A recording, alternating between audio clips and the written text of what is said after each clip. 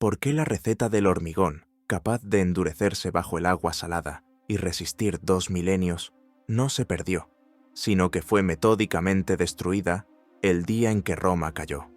¿Y cómo es que un solo documento, una falsificación tan brillante que parecía surgida de la nada, pudo redefinir las fronteras del poder en toda Europa durante 1000 años? Creemos que conocemos la Edad Media, la llamamos la Edad Oscura, un milenio de superstición entre la luz de Roma y la brillantez del Renacimiento. Pero esta es una mentira cómoda, una cortina de humo. La Edad Media no fue una época de ignorancia, fue el escenario de la guerra más secreta de la historia. Una guerra no por el territorio, ni por el oro, ni siquiera por Dios. Fue una guerra por los restos de un conocimiento prohibido, un conocimiento capaz de otorgar un poder inimaginable y de reducir el mundo a cenizas. Esta es la crónica de esa guerra, la historia de cómo la humanidad perdió la llave de su propio futuro y pasó los siguientes 1000 años buscándola desesperadamente en la oscuridad, sin darse cuenta de que la oscuridad misma era un velo, tejido a propósito para ocultar una verdad demasiado peligrosa para ser recordada. El año 476. Los vándalos no saquean Roma, la desmantelan. No buscan tesoros, buscan algo más. Mientras las turbas arrancan el mármol de los foros y funden las estatuas de bronce, pequeños grupos de hombres se mueven con una precisión quirúrgica a través del caos. No se dirigen a los templos ni a los palacios imperiales. Se dirigen a las bibliotecas, a la Ulpia, a las bibliotecas del Templo de la Paz. No roban, seleccionan. Saben exactamente qué buscar. Rollos de papiro que describen la composición del fuego griego. Tratados de ingeniería sobre la construcción de acueductos autosuficientes. Mapas estelares de una precisión imposible para la época. Textos médicos que detallan cirugías cerebrales. Esto no es un saqueo, es una extracción, la aniquilación selectiva del conocimiento que había convertido a una pequeña ciudad en el centro del mundo. Los imperios se construyen sobre hormigón y leyes, pero se derrumban por una sola palabra susurrada en el pasillo equivocado. Y aquí se estaban borrando bibliotecas enteras. La caída de Roma no fue un evento, fue un proceso, una demolición controlada. Durante décadas, mientras el imperio se desmoronaba en sus fronteras, una élite silenciosa había estado preparando la evacuación. No de personas, sino de ideas.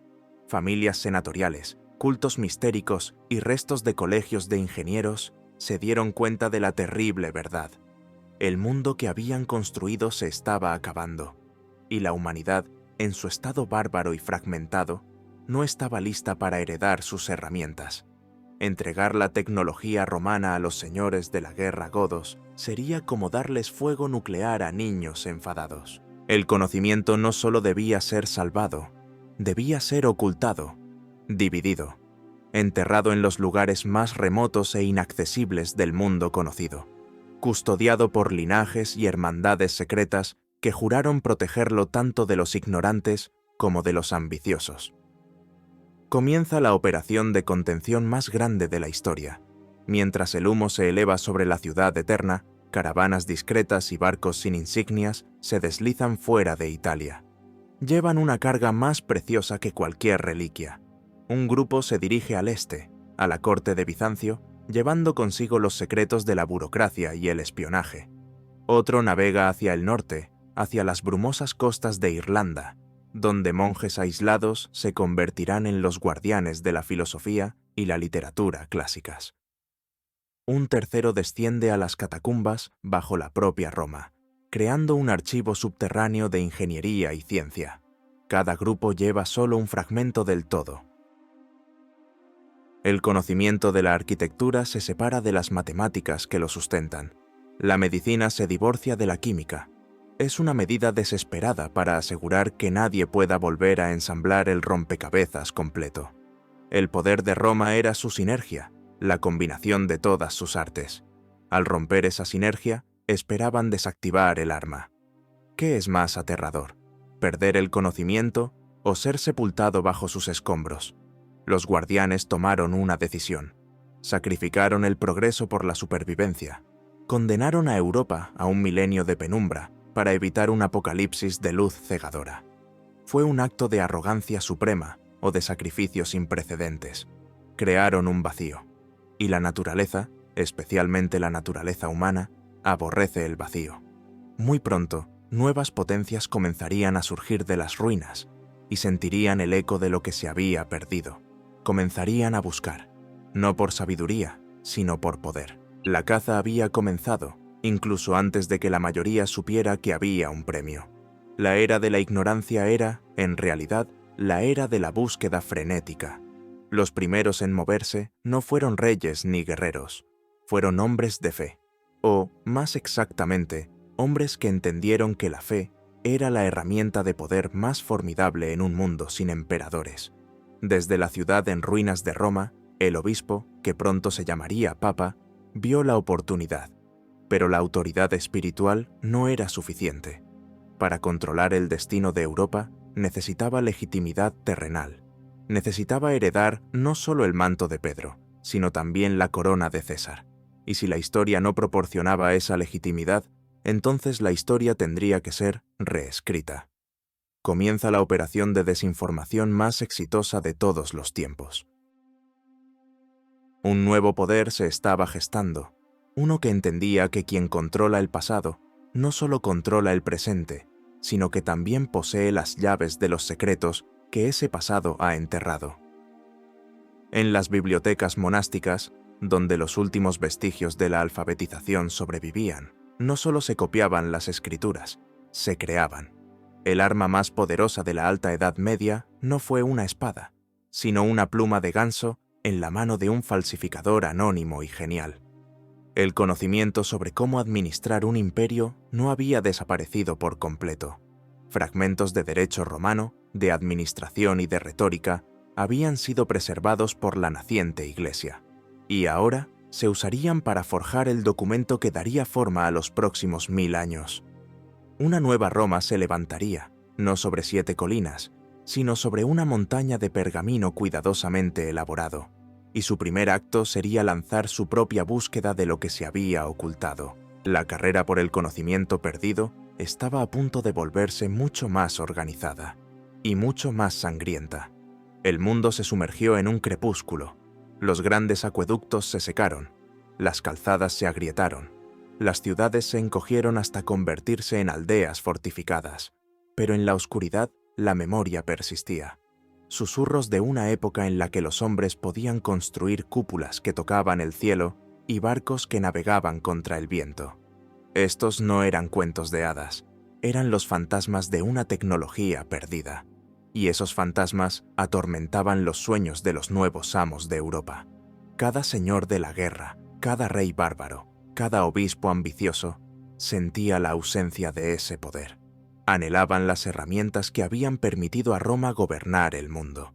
Y así, la Edad Media se convirtió en una gigantesca búsqueda del tesoro, donde el mapa había sido quemado y las piezas del premio estaban esparcidas por un continente sumido en el caos. Una búsqueda a ciegas, impulsada por la codicia y el miedo. ¿Qué crees que fue más difícil para aquellos primeros guardianes? ¿Salvar el conocimiento de los bárbaros o proteger a los bárbaros del conocimiento? Comparte tu opinión en los comentarios. Escribe dualidad si crees que la principal amenaza era el mal uso del conocimiento, o humanidad si crees que el mayor desafío era simplemente salvar a la gente de la violencia y el caos. De las cenizas de un imperio en ruinas, una nueva fuerza se alzó, reclamando no solo el poder espiritual sobre las almas de los hombres, sino también el dominio temporal sobre sus reinos. El papado, atrincherado en Roma, se enfrentaba a un dilema fundamental: cómo gobernar un continente fragmentado sin legiones, sin una burocracia imperial y sin una autoridad reconocida más allá de las murallas de la ciudad. La solución fue una obra de genio audaz y de una deshonestidad monumental. En algún momento del siglo VIII apareció un documento, un texto que cambiaría el curso de la historia de Occidente. Se conoció como la Donación de Constantino. Afirmaba que el emperador Constantino el Grande, al trasladar la capital a Constantinopla, había legado al Papa Silvestre I y a sus sucesores el gobierno sobre Roma, Italia y todo el Imperio Romano de Occidente. Era, en esencia, el acta de nacimiento de la soberanía papal, y era una falsificación de principio a fin. Pero llamarlo una simple falsificación es subestimar su brillantez. No era solo un intento de acaparar tierras, era una operación de inteligencia estratégica. Al reclamar la herencia directa de Roma, el papado no solo se posicionaba como el poder político legítimo en Europa, sino que también se autoproclamaba el heredero legal de todo lo que Roma había dejado atrás, incluidos sus archivos secretos, sus bibliotecas ocultas, sus conocimientos enterrados. La donación de Constantino fue una orden de registro universal.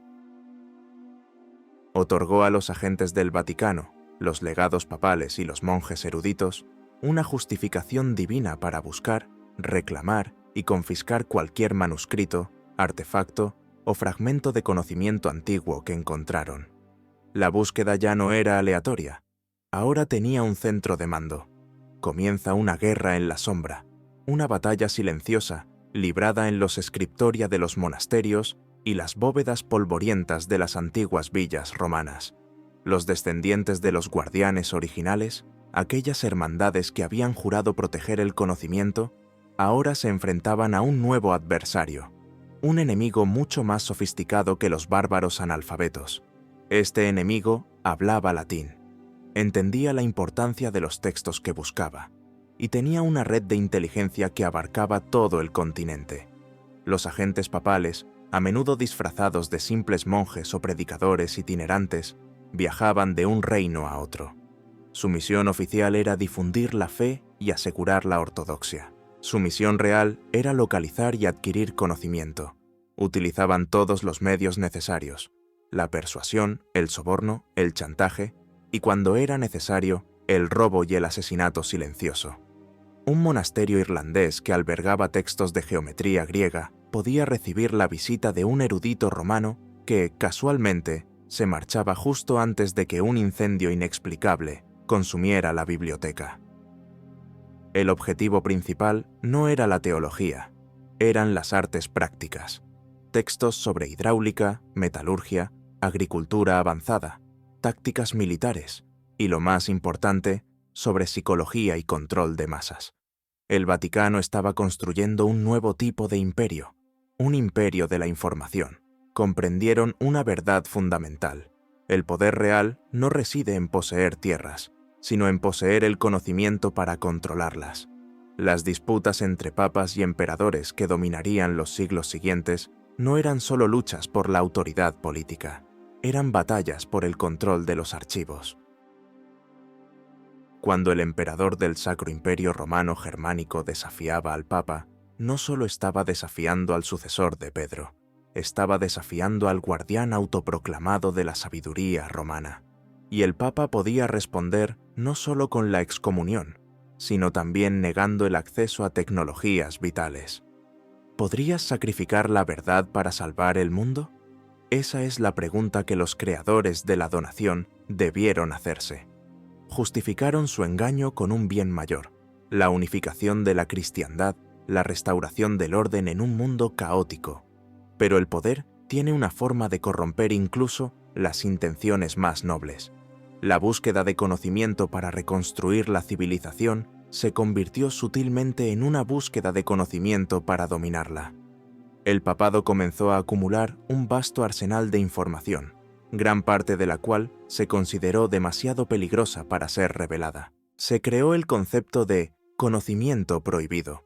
No solo textos heréticos que desafiaban el dogma, sino también textos científicos que desafiaban el orden establecido. La verdad se convirtió en una mercancía, dispensada en pequeñas dosis a quienes se consideraba dignos y negada a la gran mayoría.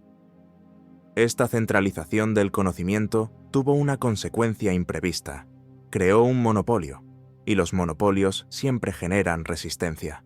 Grupos de eruditos, artesanos y místicos, excluidos del círculo de poder del Vaticano, comenzaron a formar sus propias redes, sociedades secretas dedicadas a preservar y estudiar los fragmentos de conocimiento que Roma no había logrado encontrar. Se comunicaban en código, ocultaban sus hallazgos en textos alquímicos y tratados astrológicos. Se convirtieron en la oposición silenciosa, los guardianes de una tradición clandestina. La guerra por el pasado se había vuelto más compleja, con múltiples facciones compitiendo por las mismas reliquias de una era perdida. El tablero de ajedrez europeo estaba listo, y las piezas se movían en la oscuridad, guiadas por susurros de antiguos secretos. La ironía es exquisita. Una falsificación creada para establecer el orden se convirtió en el catalizador de un conflicto clandestino que duraría siglos. La donación de Constantino fue finalmente expuesta como un fraude en el siglo XV por el humanista Lorenzo Valla. Pero para entonces ya había cumplido su propósito. Había cimentado el poder del papado y había establecido el paradigma de que la información era el arma definitiva. El legado de esta gran falsificación no fue solo político, fue epistemológico. Enseñó a Europa a desconfiar de la historia escrita. Plantó la semilla de la sospecha de que detrás de cada crónica oficial, detrás de cada decreto real, se esconde una agenda oculta, una verdad manipulada. La historia, se dieron cuenta algunos, no es lo que sucedió, es lo que los vencedores decidieron escribir. Y mientras Roma consolidaba su poder en el sur, construyendo su imperio de fe y pergamino, no todos los fragmentos del antiguo conocimiento habían viajado en esa dirección. Algunos, llevados por las mareas del caos tras la caída del imperio, habían derivado hacia el norte. Habían llegado a las frías y brumosas tierras de los escandinavos, hombres que no escribían historia, sino que la forjaban en el fuego y el hielo. Pronto, estos bárbaros del norte desatarían sobre Europa una furia y una superioridad tecnológica que nadie podía explicar. Un secreto de metal ardiente que parecía surgido de las mismas entrañas de una forja olvidada de los dioses.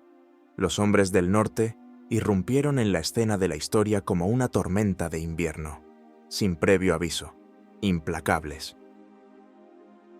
Sus largos barcos, los drácars, con sus proas en forma de dragón, aparecían en la niebla como pesadillas hechas de madera y terror. Desde las costas de Inglaterra hasta los ríos de Rusia y descendiendo hasta el Mediterráneo, sembraron el pánico. Los cronistas de la época los describen como bestias, como demonios paganos. Pero la verdad es mucho más inquietante. No eran simplemente salvajes con una sed de sangre excepcional. Eran los portadores de un salto tecnológico tan anómalo, tan fuera de lugar en su tiempo, que solo puede explicarse por la adquisición de un fragmento perdido del conocimiento antiguo. El secreto estaba en sus manos, forjado en acero. Se llamaba Ulfberht. En los museos de hoy se conservan unas 170 de estas espadas vikingas. Llevan una inscripción incrustada en la hoja, más V, L, F, B, E, R, H, más T. Durante mucho tiempo se consideraron simplemente espadas de buena calidad, hasta que la metalurgia moderna las analizó. Los resultados fueron impactantes. Las espadas Ulfberht están hechas de acero de crisol, un metal con un contenido de carbono tan alto y tan pocas impurezas que es extraordinariamente fuerte y flexible a la vez. Para producirlo, el hierro debe calentarse a una temperatura de 1600 grados Celsius, una temperatura que las forjas europeas no pudieron alcanzar de forma consistente hasta la Revolución Industrial, 800 años después. Sin embargo, los vikingos las producían en serie. ¿Cómo? Esta no era una mejora gradual, era un salto cuántico. Alguien les había dado la receta. La fuente más probable de este conocimiento es la ruta comercial del Volga, que conectaba Escandinavia con el Medio Oriente. Es posible que los comerciantes vikingos trajeran de Persia o la India no solo sedas y especias, sino también lingotes de acero de Damasco y, lo que es más importante, el conocimiento de cómo trabajarlo. Pero hay otra posibilidad más directa. Que un fragmento del conocimiento metalúrgico romano, quizás un tratado sobre la fabricación del ferrum noricum, un acero de alta calidad muy apreciado por las legiones, hubiera encontrado su camino hacia el norte. Quizás fue salvado por un ingeniero que huyó de la Galia durante las invasiones. Quizás fue descubierto en las ruinas de un antiguo puesto avanzado romano. Sea como fuere, los herreros nórdicos lo perfeccionaron y crearon el superarma de la Edad Media. Una espada Ulfberht podía cortar una espada franca inferior en dos sin mellar su propio filo. Podía doblarse casi 90 grados y volver a su forma original. En el caos de una batalla en un muro de escudos, esta ventaja era decisiva. No era magia, era ciencia, una ciencia perdida y redescubierta. Y no era su única ventaja tecnológica. Los vikingos navegaban por el Atlántico Norte, un océano traicionero y sin puntos de referencia, con una precisión asombrosa. Llegaron a Islandia, a Groenlandia y a América del Norte 500 años antes que Colón. Las sagas hablan de una Solarstein, una piedra solar. Durante mucho tiempo se pensó que era una leyenda, hasta que se descubrieron cristales de espato de Islandia en yacimientos vikingos. Este cristal tiene la propiedad de polarizar la luz. Permite determinar la posición exacta del Sol incluso en un día completamente nublado o con niebla. Era una brújula solar, óptica avanzada en manos de supuestos bárbaros.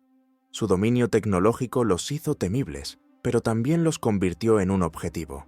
El secreto de sus espadas y su navegación se convirtió en uno de los premios más codiciados de Europa. Los espías del emperador Franco y del Basileo bizantino intentaron infiltrarse en las comunidades de herreros nórdicos. Se ofrecieron fortunas por un solo herrero que conociera el proceso. Las incursiones vikingas, que a menudo vemos como simples actos de piratería, eran a veces misiones de inteligencia. Buscaban no solo plata, sino también materias primas específicas, como ciertos tipos de arena o madera, que eran cruciales para sus procesos secretos. El conocimiento que les dio su poder también los aisló. Se convirtieron en guardianes celosos de su ventaja tecnológica. El secreto del acero de crisol se transmitía de maestro a aprendiz bajo juramentos de sangre. Pero el conocimiento fragmentado es inherentemente inestable. Una ventaja tecnológica sin una estructura social y política que pueda sostenerla a largo plazo está condenada a desaparecer. La era vikinga fue como un destello brillante y violento. Duró unos 300 años y luego se desvaneció. A medida que los reinos escandinavos se cristianizaban y se integraban en la corriente principal europea, sus ventajas tecnológicas se diluyeron. La producción de espadas Ulfberht cesó misteriosamente alrededor del siglo XI. El secreto se perdió por segunda vez. ¿Por qué?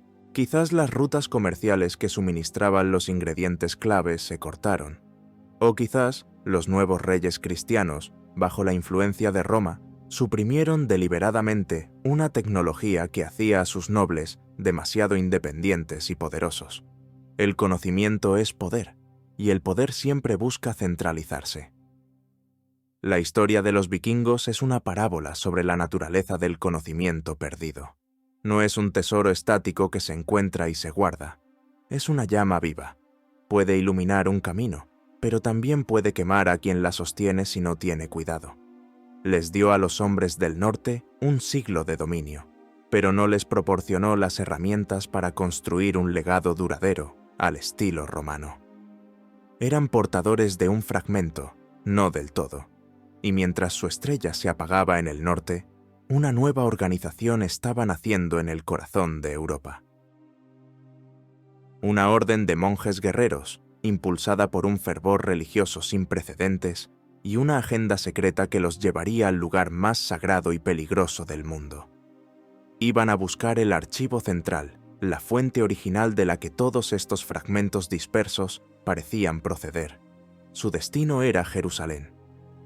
La primera cruzada fue una ola de fervor y violencia que recorrió Europa y se estrelló contra los muros de Jerusalén en el año 1099. Para la mayoría de los que participaron, fue un acto de fe, una peregrinación armada para liberar Tierra Santa de los infieles. Pero para un pequeño grupo de nobles, liderado por Hugo de Payns, tenía un propósito completamente diferente.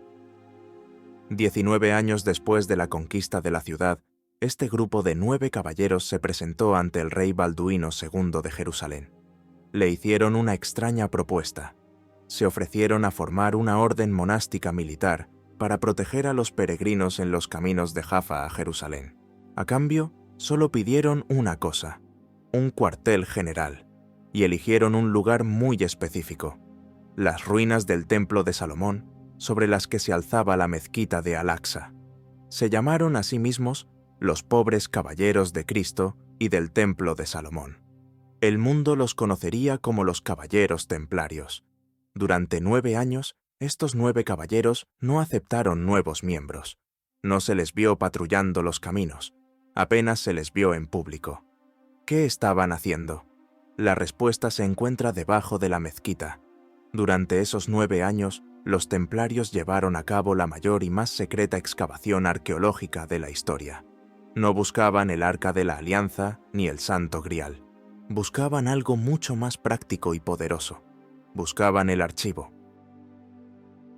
Según ciertas tradiciones, cuando Jerusalén fue saqueada por los babilonios y más tarde por los romanos, los sacerdotes del templo lograron ocultar sus textos más sagrados y su conocimiento acumulado en una red de túneles bajo el monte del templo.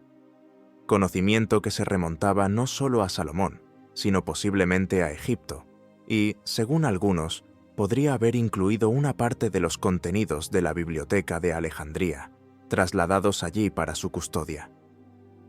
En el año 1128, los templarios regresaron a Europa, y el mundo cambió. De ser una pequeña banda de caballeros empobrecidos, se transformaron de la noche a la mañana en la organización más rica y poderosa de la cristiandad, solo superada por el propio papado. ¿Qué encontraron bajo el templo? No fue oro, fue conocimiento, planos de geometría sagrada y arquitectura que les permitieron construir sus famosas catedrales góticas, maravillas de la ingeniería que desafiaban la gravedad, textos sobre finanzas y economía que les permitieron inventar la banca internacional, las cartas de crédito y el sistema de cheques, tratados de agricultura y gestión de la tierra que convirtieron sus encomiendas en las más productivas de Europa, y quizás textos sobre psicología y organización que les permitieron construir una estructura multinacional obediente y fanáticamente leal. Se convirtieron en la primera corporación del mundo. Su poder se volvió inmenso. Poseían flotas de barcos, ejércitos privados y una red de fortalezas que se extendía desde Londres hasta Jerusalén. Prestaban dinero a reyes y papas, financiaban guerras, y todo ello con una eficiencia y un secretismo que desconcertaban y aterrorizaban a sus contemporáneos. No respondían ante nadie más que el Papa. Eran un estado dentro de un estado, y su riqueza no era su único secreto. Se rumoreaba que en sus ceremonias de iniciación secretas, los caballeros renegaban de la cruz, que adoraban a una misteriosa cabeza barbuda llamada Baphomet. Estas acusaciones, aunque probablemente exageradas, apuntaban a una verdad incómoda. Los templarios habían encontrado un conocimiento que trascendía el dogma cristiano. Habían entrado en contacto con tradiciones gnósticas, sufíes y judías. Su visión del mundo se había expandido más allá de lo que la Europa medieval podía tolerar. El conocimiento que los había hecho poderosos también los había convertido en herejes a los ojos de sus enemigos. El fin llegó con la velocidad de un rayo. El rey Felipe IV de Francia, el Hermoso, estaba profundamente endeudado con la orden, y les temía. En connivencia con el Papa Clemente V, a quien mantenía prácticamente como prisionero en Aviñón, planeó un golpe devastador. El viernes 13 de octubre de 1307, al amanecer, los agentes del rey arrestaron simultáneamente a todos los templarios de Francia. La operación fue un éxito de precisión militar. Los caballeros fueron tomados por sorpresa, fueron sometidos a torturas terribles por la Inquisición, forzados a confesar cualquier cargo, por absurdo que fuera: herejía, sodomía, idolatría. Su gran maestre, Jacques de Molay, fue quemado en la hoguera en París. La orden más poderosa del mundo fue desmantelada en un solo día. Pero el rey Felipe no encontró lo que realmente buscaba. No encontró el legendario tesoro de los templarios. Las arcas estaban prácticamente vacías. Y, Lo que es más importante, no encontró sus archivos, su conocimiento acumulado. La noche antes de los arrestos, la flota templaria zarpó silenciosamente del puerto de La Rochelle y desapareció en el Atlántico, llevándose consigo sus secretos y su riqueza. ¿A dónde fueron? Nadie lo sabe con certeza. Algunos dicen que a Escocia, donde ayudaron a Robert a Bruce en la batalla de Bannockburn. Otros que a Portugal, donde se transformaron en la Orden de Cristo, que más tarde financiaría los viajes de los exploradores. Y otros creen que cruzaron el océano y se establecieron en el Nuevo Mundo. La flota desaparecida de los templarios es uno de los mayores misterios de la historia. Con ella desapareció una biblioteca de conocimiento que podría haber acelerado el Renacimiento en 200 años. La destrucción de los templarios fue una advertencia brutal para todos los que buscaban el conocimiento perdido. Demostró que el poder establecido no dudaría en usar la violencia más extrema para eliminar a cualquier grupo que amenazara su monopolio sobre la verdad. El conocimiento no solo era poder, era peligro. Pero ni siquiera la aniquilación de una orden tan poderosa pudo detener la búsqueda. El conocimiento es como el agua, siempre encuentra una grieta por la que filtrarse. Parte de los archivos de los templarios y algunos de sus miembros supervivientes encontraron refugio en uno de los lugares más inesperados de Europa, las tierras soleadas y heréticas del Languedoc, en el sur de Francia. Allí, entre un pueblo que se llamaba a sí mismo los Puros, el secreto encontraría un nuevo y último santuario. ¿Qué impulsó a los templarios? ¿Un deseo de iluminar a la humanidad o una ambición de gobernarla desde las sombras? Vota en los comentarios. Escribe Vanguardia si crees que eran visionarios que intentaban hacer avanzar al mundo, o ambición si piensas que eran una élite hambrienta de poder. El Languedoc, en el sur de la Francia del siglo XII, era una anomalía, una tierra de sol, poesía y tolerancia, radicalmente diferente del norte feudal y austero. Sus señores eran mecenas de los trovadores. Sus ciudades, como Toulouse y Albi, eran centros de comercio y pensamiento libre. Y en este caldo de cultivo cultural floreció una fe que sacudió los cimientos de la Iglesia católica. El catarismo. Los cátaros, que se autodenominaban bons hommes o buenas gentes, no se consideraban a sí mismos herejes. Se veían como los verdaderos cristianos. Su teología era radicalmente dualista. Creían que el mundo material, todo lo que podemos ver y tocar, había sido creado no por Dios, sino por una entidad maligna, un demiurgo, Satanás. El Dios verdadero, el Dios de amor, era un ser de espíritu puro, y el objetivo de la vida humana era liberar el alma, una chispa de luz divina, de la prisión de la carne. Esta creencia tenía implicaciones profundas. Si el mundo material era malo, entonces la Iglesia de Roma, con su inmensa riqueza, sus catedrales opulentas y su poder terrenal, era una institución satánica. Los cátaros rechazaban los sacramentos, la cruz, las reliquias de los santos. Vivían vidas de ascetismo estricto, especialmente su élite, los perfectos. Eran vegetarianos, practicaban la no violencia y creían en la reencarnación. Su fe era simple, directa y para muchos inmensamente atractiva. Se extendió como un reguero de pólvora por todo el sur de Francia, ganando adeptos en todas las clases sociales, desde los campesinos hasta la alta nobleza. Para el Papa Inocencio III, esta era una amenaza existencial. No era una simple disidencia teológica, era un cáncer que amenazaba con devorar el corazón de la cristiandad, y decidió extirparlo con fuego y espada. ¿Pero era realmente la herejía la única razón para una guerra tan brutal?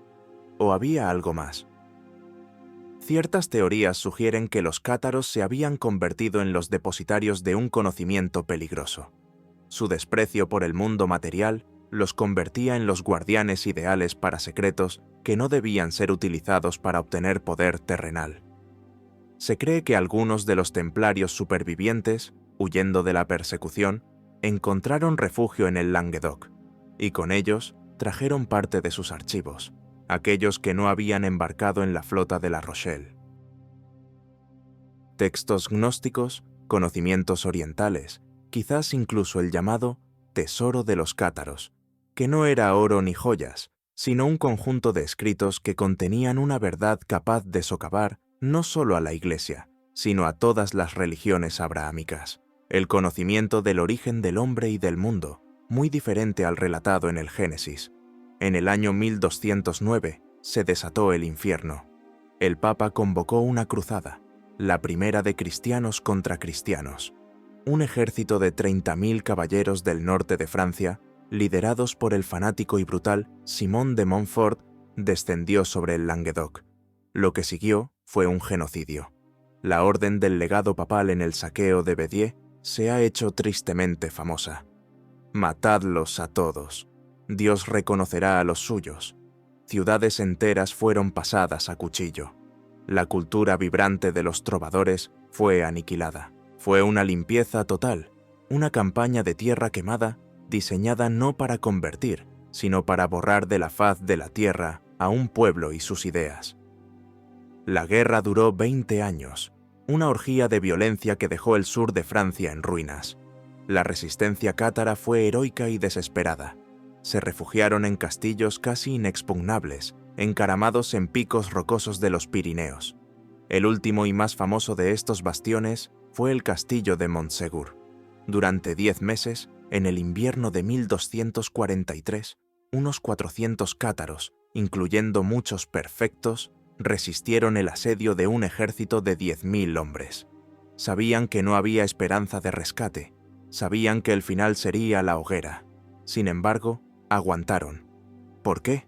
Porque estaban protegiendo algo. La noche antes de la rendición final del castillo, 4 perfectos descendieron por la pared de la montaña, casi vertical, usando cuerdas, y se deslizaron a través de las líneas enemigas. Se llevaron consigo el tesoro de la iglesia cátara, huyeron a las cuevas y grutas de los Pirineos, y nunca más se supo de ellos ni de su carga. ¿Qué se llevaron esos 4 hombres en su misión suicida? Las crónicas hablan de libros y escritos, el conocimiento que el Vaticano temía más que a cualquier ejército, el conocimiento que había motivado una guerra de exterminio.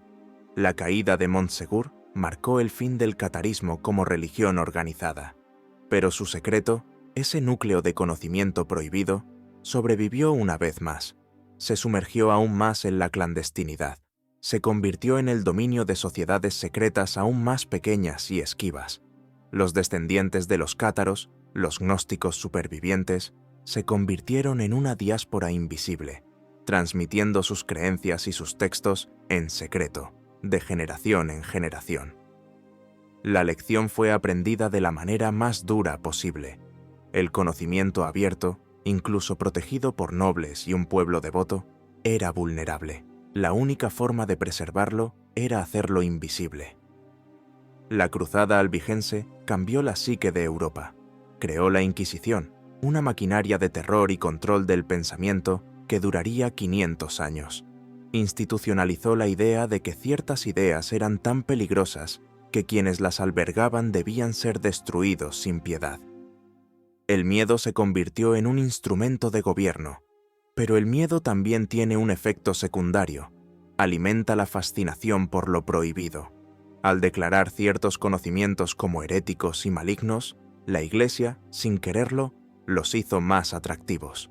La búsqueda se volvió más peligrosa, pero también más tentadora. En los sótanos y laboratorios secretos de las ciudades europeas, una nueva generación de buscadores, los alquimistas, encendería sus hornos. No buscaban solo la fe o la sabiduría, buscaban descifrar los secretos del universo mismo, codificados en textos simbólicos que prometían no solo la iluminación, sino también la inmortalidad. Mientras Europa ardía en el fuego de las guerras y se ahogaba en la desesperación de las hambrunas, una guerra silenciosa y solitaria se libraba en los lugares más oscuros y secretos, en sótanos húmedos, en torres olvidadas, a la luz de las velas y el brillo de los hornos. Hombres y mujeres se inclinaban sobre retortas y alambiques, rodeados de manuscritos crípticos. Eran los alquimistas. La imagen popular los pinta como charlatanes codiciosos, tratando de convertir el plomo en oro, o como magos locos buscando el elixir de la vida eterna. La verdad, como siempre, es mucho más compleja. La alquimia no era, en su esencia, una búsqueda de riqueza. Era un intento desesperado y peligroso de reconstruir la ciencia perdida del mundo antiguo a partir de los fragmentos cifrados que habían sobrevivido. Era un ejercicio de arqueología científica en la era de la fe. La gran obra, el objetivo final de la alquimia, no era literal. La transmutación del plomo, el metal más bajo, en oro, el más alto, era una metáfora de la transformación espiritual del alma humana. Pero también era un lenguaje en clave. Bajo los símbolos de dragones, leones verdes y reyes que se devoran a sí mismos, se escondían fórmulas químicas, procesos metalúrgicos y conocimientos médicos. ¿Por qué este secretismo? Porque la experimentación científica, la idea de que un ser humano podía manipular las leyes de la naturaleza, era profundamente herética a los ojos de la Iglesia. El laboratorio del alquimista no era solo un taller, era un santuario y un campo de batalla, donde el conocimiento luchaba por nacer en un mundo que lo consideraba un pecado mortal. Cada experimento exitoso era un milagro, cada explosión una posible sentencia de muerte. Personajes como Nicolas Flamel, un escriba parisino del siglo XIV, se convirtieron en leyenda. Se dice que Flamel descubrió el secreto de la piedra filosofal y alcanzó la inmortalidad. La historia cuenta que compró un antiguo libro, el libro de Abraham el judío, lleno de extraños diagramas, y pasó 21 años descifrándolo. Lo que probablemente encontró no fue magia, sino un fragmento de un tratado de química o medicina alejandrina. Su legendaria riqueza no provino de la transmutación del plomo, sino de la especulación inmobiliaria, pero la leyenda sirvió como una poderosa tapadera. Al presentarse como un mago, Flamel pudo ocultar la verdadera naturaleza de su trabajo, la ciencia experimental. Era un juego peligroso. Detrás de cada alquimista exitoso había una sombra, o dos, la de la Inquisición, que los veía como herejes, y la de los reyes y nobles, que los veían como una fuente potencial de oro y poder, y que no dudarían en encarcelarlos y torturarlos para arrancarles sus secretos.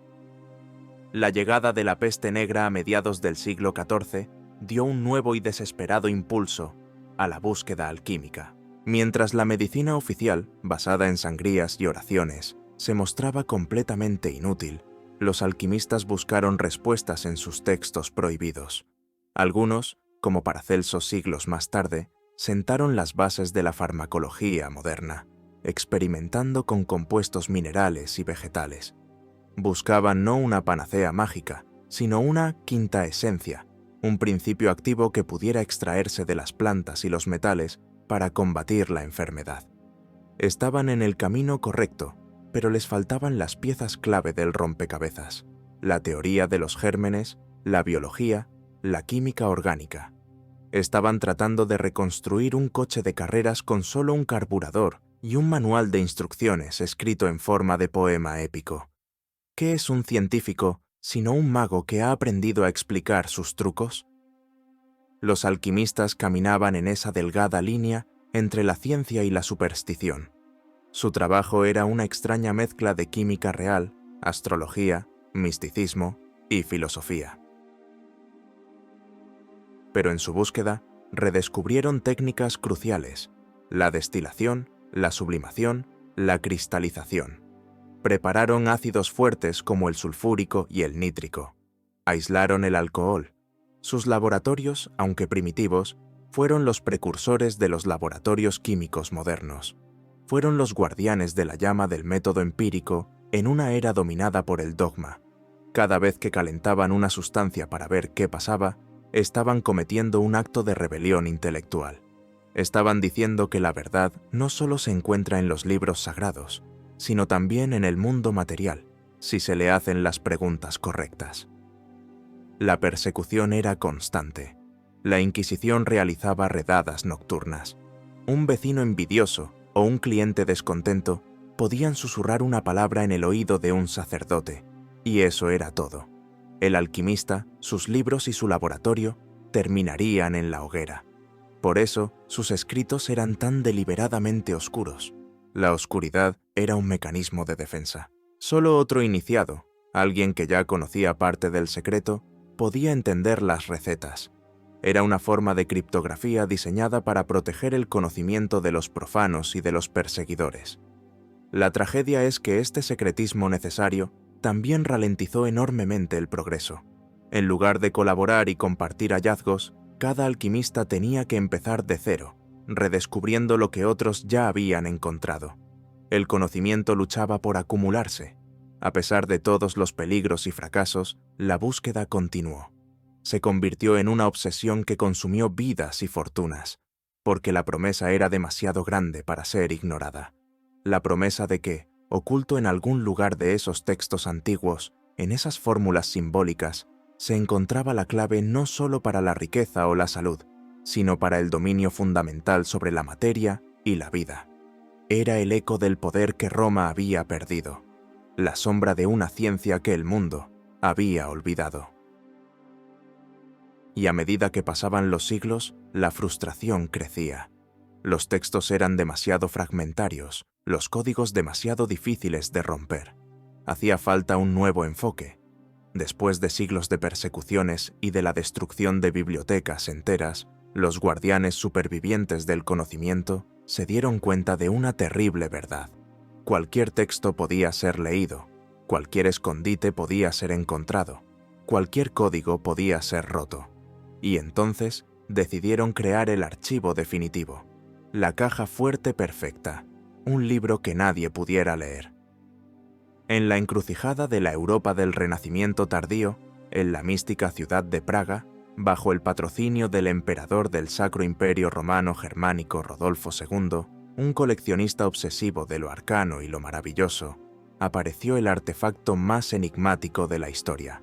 No es una espada de acero celestial, ni una catedral que desafía la gravedad. Es un libro.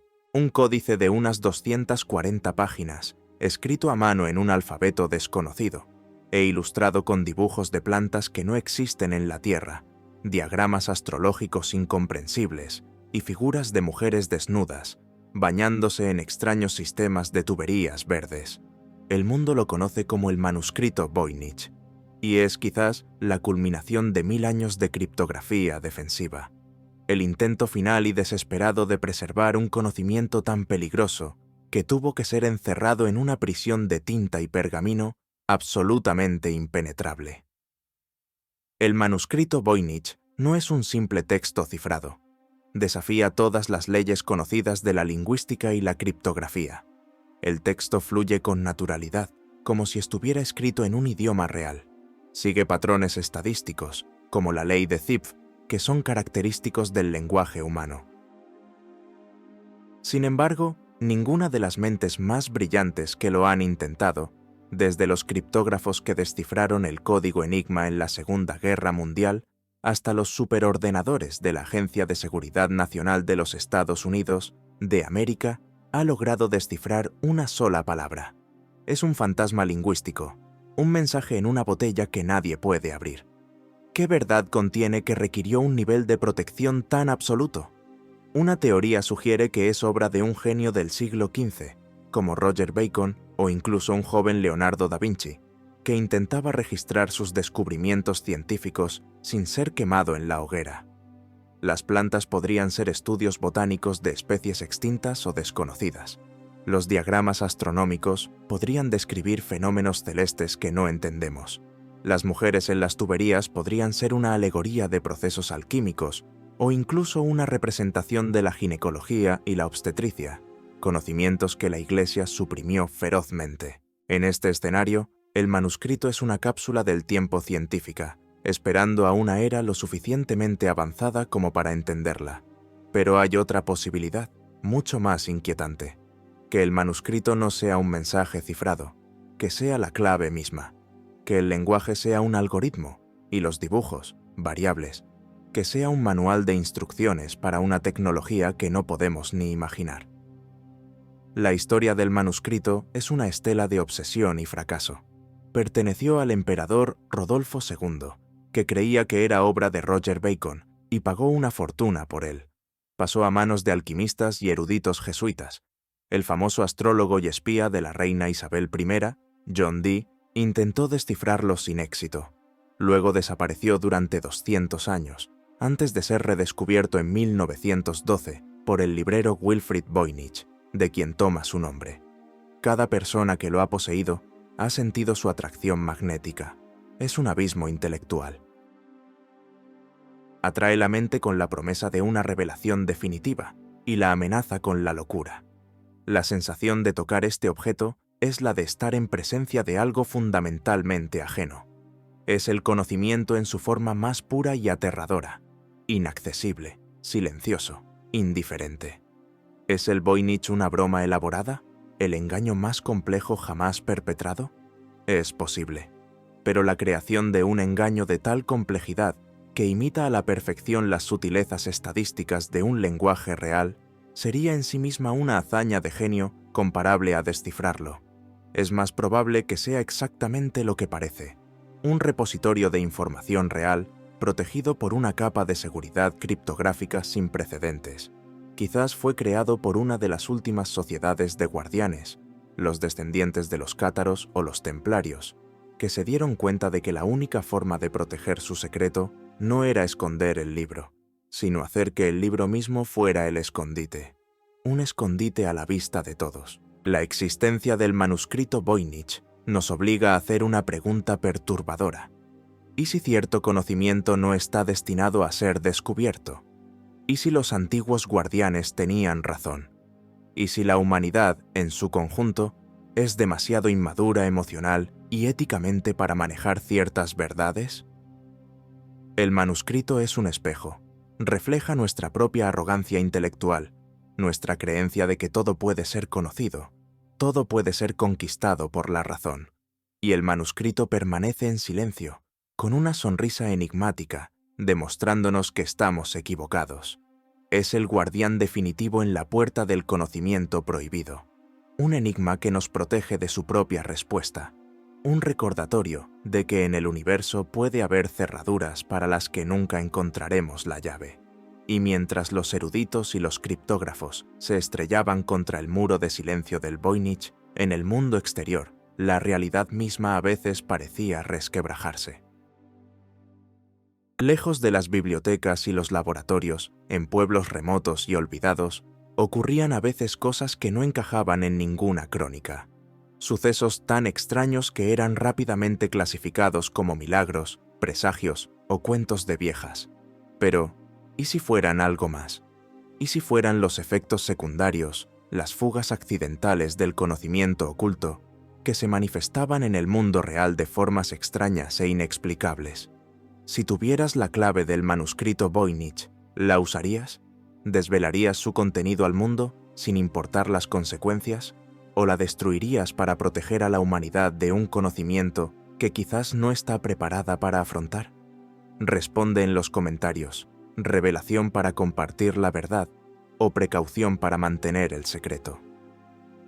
En el corazón de la Inglaterra del siglo XII, en el pequeño y anodino pueblo de Woolpit, en Suffolk, ocurrió un suceso tan extraño que parece sacado de un cuento de hadas o de una pesadilla. Durante la cosecha, los aldeanos encontraron a dos niños, un hermano y una hermana, acurrucados en el borde de un pozo de lobos. No eran niños normales. Su piel tenía un inconfundible tinte verde. Llevaban ropas hechas de un material desconocido y hablaban un idioma que nadie podía entender. Fueron llevados al pueblo, asustados y desorientados. Al principio, se negaron a comer cualquier cosa que no fueran judías verdes crudas. Con el tiempo, el niño, que parecía más joven, enfermó y murió. Pero la niña se adaptó. Su piel perdió gradualmente su color verde. Aprendió a hablar inglés y contó una historia asombrosa. Dijo que venían de un lugar llamado la Tierra de San Martín, un mundo subterráneo donde siempre era crepúsculo y todo era de color verde. Dijo que estaban cuidando el rebaño de su padre cuando oyeron un fuerte ruido, como de campanas, y de repente se encontraron junto al pozo de lobos, bajo una luz brillante que nunca habían visto antes. La historia de los niños verdes de Woolpit fue registrada por dos cronistas de la época, Ralph de Coggeshall y William de Newburgh. No la relataron como un cuento popular, sino como un hecho real y desconcertante que había ocurrido en su tiempo. Durante siglos se ha intentado explicar. ¿Eran niños flamencos perdidos cuya dieta deficiente les había provocado una forma de anemia llamada clorosis? ¿Era una alegoría popular? ¿O fue algo más?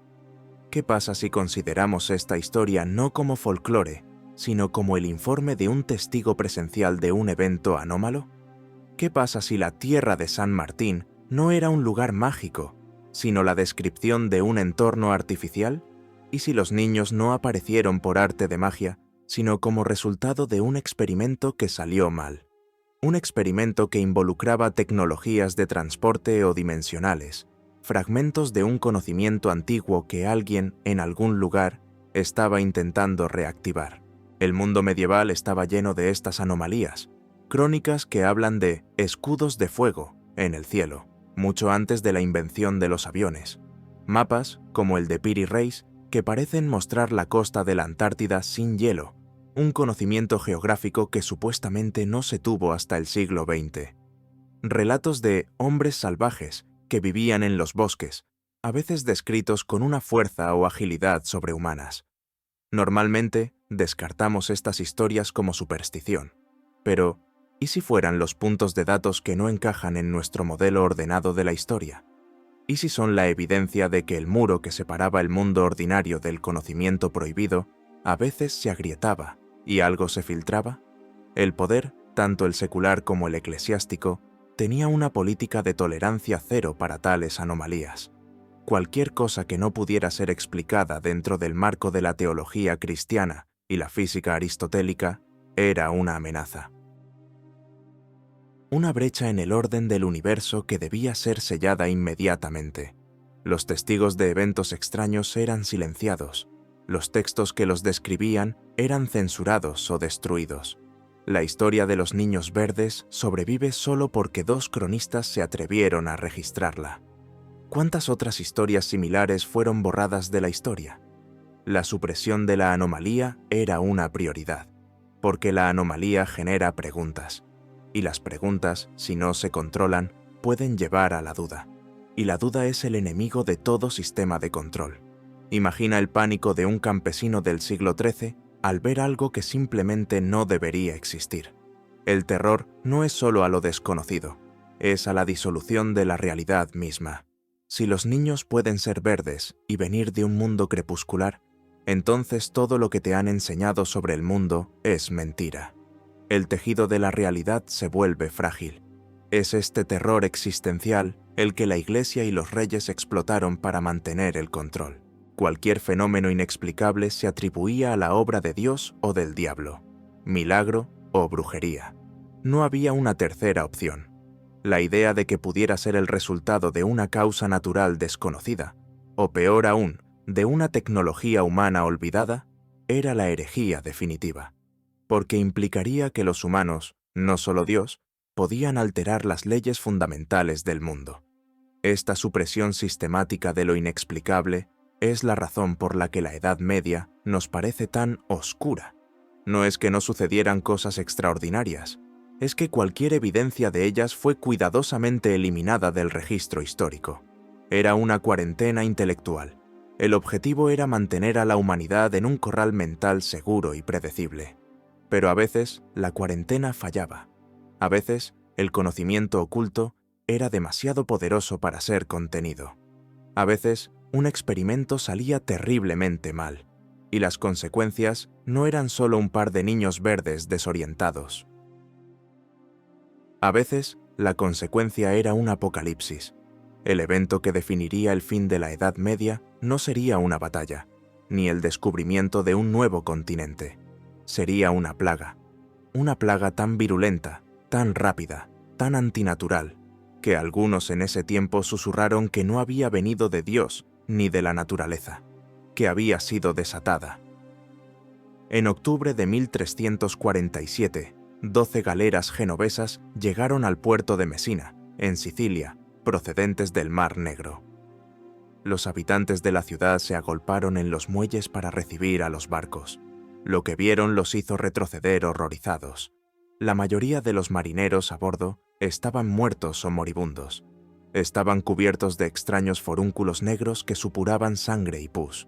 Las autoridades de la ciudad ordenaron a la flota que se hiciera a la mar de inmediato. Pero era demasiado tarde. La muerte ya había desembarcado. En los siguientes 5 años, la peste negra, como se la conoció, aniquilaría a casi la mitad de la población de Europa. 100 millones de personas.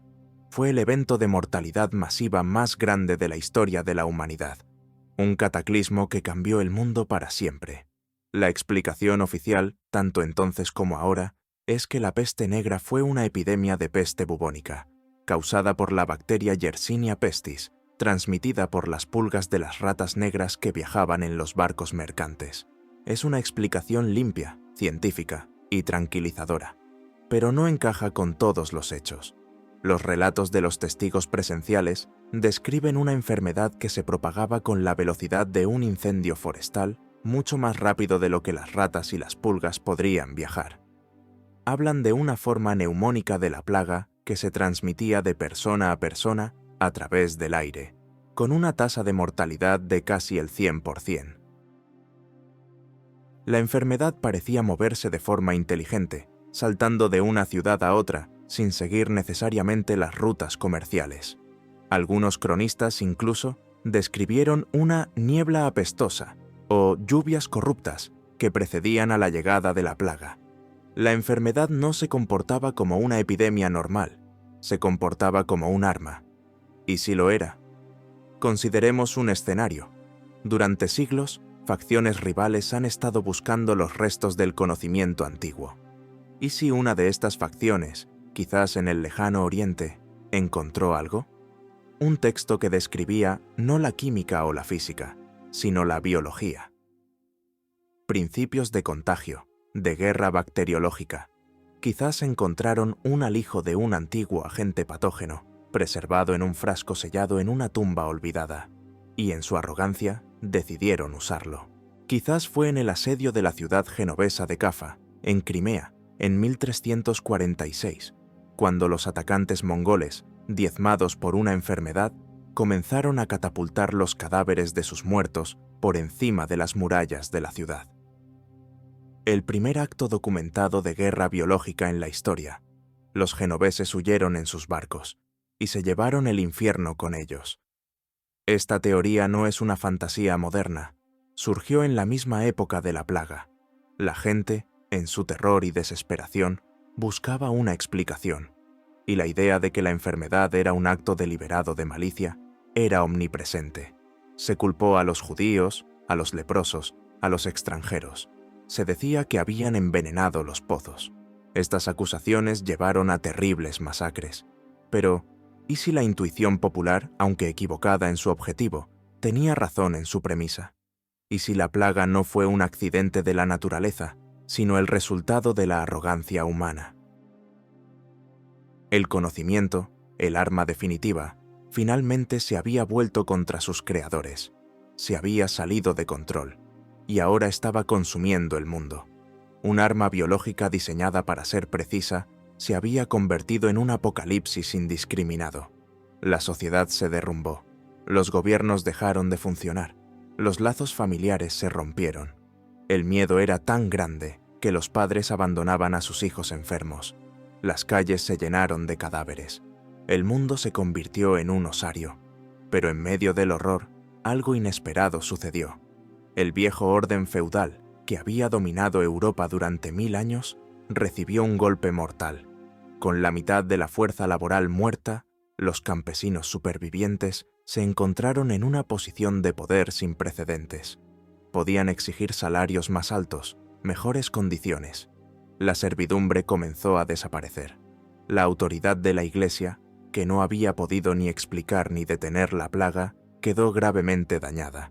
La gente comenzó a cuestionar todo. La peste negra, en su terrible destrucción, actuó como un reinicio. Arrasó el viejo mundo y preparó el terreno para uno nuevo. ¿Fue la plaga el último y más terrible capítulo de la guerra secreta por el conocimiento? El momento en que la búsqueda de poder condujo al mundo al borde de la aniquilación total? Es imposible saberlo con certeza, pero el resultado fue claro. El cataclismo forzó a los supervivientes a repensar todo lo que creían saber. El trauma colectivo fue tan profundo que sacudió a la civilización hasta sus cimientos. Y de esas ruinas, de esa tierra fértil abonada por la muerte, algo nuevo estaba a punto de brotar. Los guardianes supervivientes del conocimiento disperso, aquellos que habían visto de cerca el abismo, se dieron cuenta de que su guerra secreta había sido un fracaso catastrófico. Su competencia había llevado al mundo al desastre, y decidieron que era hora de cambiar de estrategia. Era hora de intentar un nuevo y audaz experimento. Una conspiración secreta, no para ocultar el conocimiento, sino para devolverlo al mundo. El mundo después de la peste negra era un lienzo en blanco, manchado de dolor y miedo. El viejo orden se había derrumbado, pero el nuevo aún no había nacido. Fue en este vacío, en esta pausa silenciosa de la historia, donde se tomó una decisión que daría forma al futuro de la humanidad. Los guardianes supervivientes de los fragmentos de conocimiento, los descendientes de las tradiciones templarias, gnósticas y herméticas, se dieron cuenta de una verdad aterradora. Su guerra en la sombra, su competencia por los secretos del pasado, casi había destruido el mundo. El conocimiento, cuando se utiliza como un arma en una lucha por el poder, se convierte en una maldición. Decidieron hacer una tregua. Formaron una alianza secreta, un consorcio de las mentes más brillantes y los linajes más antiguos. Y su objetivo era audaz: iniciar un renacimiento controlado de la civilización. Una operación de fuga de información cuidadosamente orquestada. Se dieron cuenta de que mantener el conocimiento completamente oculto era tan peligroso como revelarlo todo a la vez. La ignorancia había hecho a la humanidad vulnerable a la plaga y a la tiranía. El conocimiento total la haría vulnerable a la autodestrucción. Encontraron un término medio. Decidieron devolver al mundo el conocimiento constructivo, las artes, la arquitectura, la filosofía, la ciencia básica. Pero los conocimientos más peligrosos, los relacionados con la guerra avanzada, la manipulación de la conciencia y las fuentes de energía fundamentales, acordaron mantenerlos ocultos, quizás para siempre. Fue la conspiración más grande y benévola de la historia. Una conspiración en nombre del progreso. Necesitaban un canal, una forma de inyectar este conocimiento en la corriente principal de la sociedad sin revelar su origen. Y lo encontraron en la Italia del Norte, en la vibrante ciudad-estado de Florencia. A través de intermediarios cuidadosamente seleccionados, comenzaron a financiar a una familia de banqueros ambiciosos y con una aguda sensibilidad para el arte y la cultura, los Médici. Los Médici se convirtieron, sin saberlo del todo, en el brazo financiero de la operación. Su patrocinio casi ilimitado de artistas, arquitectos y eruditos no fue solo una muestra de riqueza, fue una misión. Crearon un entorno, un ecosistema, donde el genio podía florecer, alimentado por un flujo constante de recursos y, lo que es más importante, de información. Empezaron a aparecer manuscritos griegos y romanos que se creían perdidos para siempre. Agentes de los Médici y de otras familias aliadas peinaron los monasterios de Europa y el Imperio bizantino en busca de textos. La Academia Platónica fue refundada en Florencia. Artistas y arquitectos como Brunelleschi, Miguel Ángel y Leonardo da Vinci de repente tuvieron acceso a conocimientos de matemáticas, óptica y anatomía que no habían estado disponibles durante 1000 años. El genio de estos hombres es innegable, pero no surgieron de la nada. Su talento fue regado y nutrido con el conocimiento perdido de los antiguos, proporcionado en secreto por la Alianza de Guardianes. Brunelleschi no podría haber construido la cúpula del Duomo de Florencia sin los principios de la arquitectura romana. Leonardo no podría haber dibujado sus máquinas voladoras sin tener acceso a textos de ingeniería antiguos. El Renacimiento no fue un florecimiento espontáneo, fue una siembra cuidadosamente planificada, fue la operación de propaganda más exitosa de la historia. Al centrarse en el arte y la belleza, la alianza secreta hizo que el conocimiento fuera deseable y no amenazante. Reintrodujeron el humanismo, la idea de que el hombre es la medida de todas las cosas, como un contrapeso a 1000 años de teología centrada en Dios. No atacaron a la Iglesia de frente, simplemente la hicieron parecer irrelevante, un vestigio de un pasado oscuro y supersticioso. Promovieron la idea de que estaban redescubriendo la gloria de la antigüedad, cuando en realidad estaban liberando selectivamente un conocimiento que nunca se había perdido del todo, solo ocultado. Fue un acto de manipulación cultural a una escala sin precedentes. Crearon el mundo moderno, pero la alianza no era perfecta. Surgieron facciones. Algunos creían que la humanidad estaba lista para más conocimiento, más rápido. Otros abogaban por una precaución aún mayor. Estas tensiones internas explican por qué el Renacimiento fue una época tan volátil, llena de avances deslumbrantes y de una violencia terrible. La invención de la imprenta fue un punto de inflexión. Algunos miembros de la alianza la vieron como una herramienta maravillosa para difundir el conocimiento constructivo. Otros la vieron como un desastre, una pérdida de control que permitiría que las ideas peligrosas se extendieran como la pólvora. La Reforma protestante, alimentada por la imprenta, fue quizás una consecuencia no deseada de su plan. El conocimiento, una vez liberado, tiene vida propia.